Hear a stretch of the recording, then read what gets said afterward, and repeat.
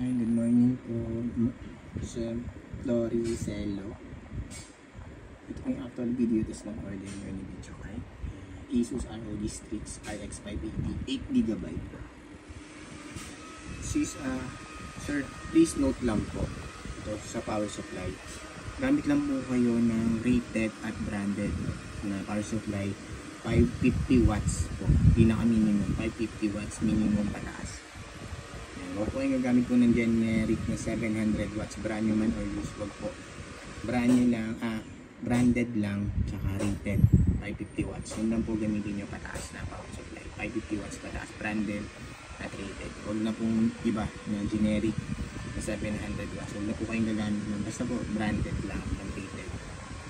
Okay po. Para wala po kayong mag-issue. Kasi medyo kailangan po ganito ng decent na power supply itong RX 580 kasi malakas talaga siya. Yung 8-pin power connector po yung 8-pin warranty sticker po namin. Please note po, bawal na bawal po alisin or buksan po yung video card para in case po may problem dumating sa inyo, papalitan po namin agad. Basta hindi nyo po inalis yung warranty sticker, hindi nyo po binuksan yung video card. Pag may issue po, balik nyo lang po agad sa amin. Then, okay na po yun. Kami na pong bahala. Papalitan po namin yun. Basta huwag nyo na po alisin yung mga warranty sticker na po yun kasi hindi din po namin mababalik sa supplier po namin. Pag bukas or inalis po yung mga warranty sticker na yun, please note po, pinaka-importante po yun. Kasi pag binalik nyo po sa amin, wala po yung mga warranty sticker niyan, binuksan nyo po yung video card, hindi po namin tatanggapin. Kasi hindi rin po tatanggapin ng supplier po namin yung gano'n.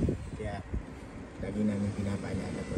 Huwag nyo po yung alisin yung mga warranty sticker. Balik nyo lang po agad sa amin as is. Yan. Para wala na pong nagiging issue. Ay po. Yun lang po, pinaka-note lang po. Tapos ito, per mic. Time running po siya. 4 minutes 30 seconds na. OpenGL errors none. NVIDIA AMD Radeon RX 580. Tapos yung tawag dito, yung reading ng MSI Afterburner software.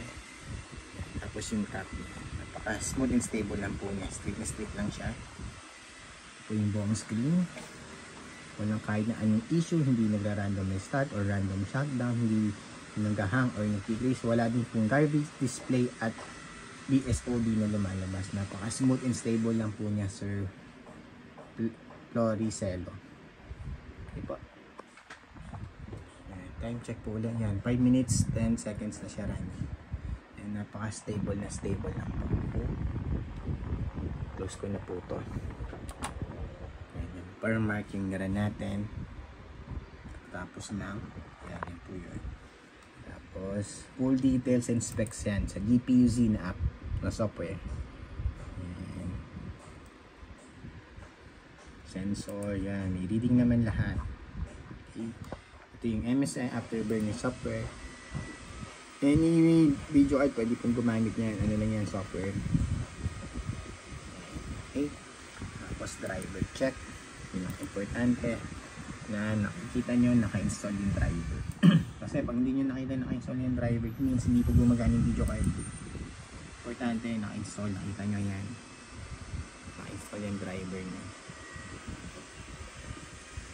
GPU AMD Radeon RX 580, DRAM or memory ng video card 8192 MB or 8GB. Okay, tapos bukas naman tayong Google Chrome for time and date checking para alam nyo kung kailan ko po nire-record ang video test before po namin i-ship out today. Test po muna natin bago po namin i-ship out.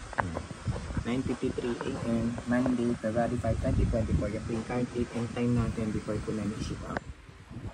Test po muna natin para 100%, 200% sure working at walang issue. Video card na order nyo po na ipapadala din ako. Google search po ulit ako page time ng para dalawa yung time check natin, time and date check. Okay, unboxing lang.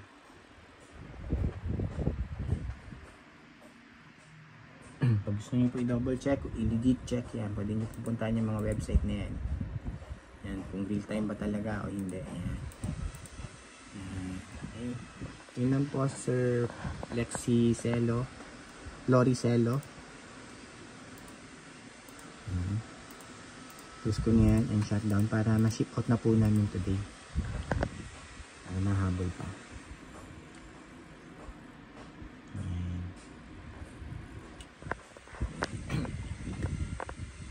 Ayan.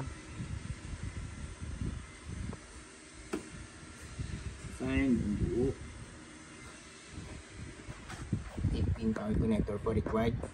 Ulitin ko lang po. Branded at rated 550 watts minimum pataas pwede nyo pong gamitin. 550 watts basta branded rated pwede na po yun. Huwag lang po generic na 700 watts. Please po. Huwag po yun. Ang warranty sticker po ulit bawal alisin para po makapag-claim po kayo ng warranty in case may problema man po. Okay? Yun lang po sir. Tori Celo. Thank you po. Bye.